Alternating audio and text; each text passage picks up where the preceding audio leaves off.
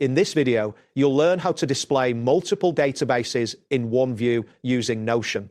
By the end of this tutorial, you will have a unified view of different databases, making it easier to manage your information efficiently. Begin by navigating to the Notion website. Open your preferred web browser and enter the URL for Notion, which is notion.so. Ensure that you have a stable internet connection to avoid any interruptions while accessing the site. Once the site loads, locate the title page of your workspace.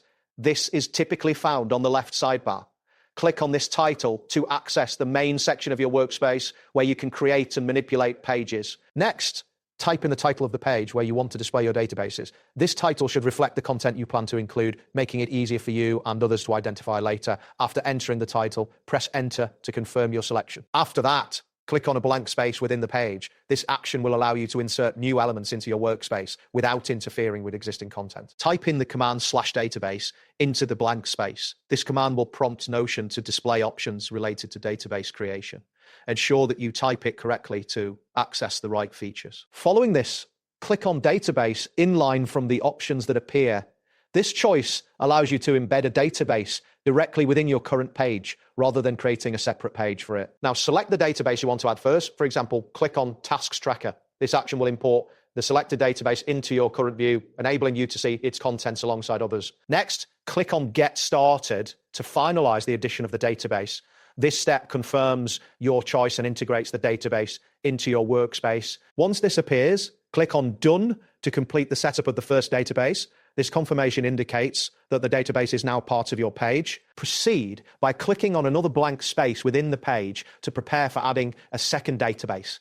This ensures that you have enough room for multiple databases without overlapping content. Type in /database again in this new blank space. This will prompt the same options as before for adding another database. Select Document Hub from the options presented. This choice will add a second database to your page, allowing for a more comprehensive view of your data. Once selected, click on Get Started to integrate this database into your workspace. This step is necessary to ensure that the database is properly linked and functional. After that, click Done to finalize the addition of the second database. This confirms that both databases are now visible on your page. Next, click on Add New View to create a new way of visualizing the data.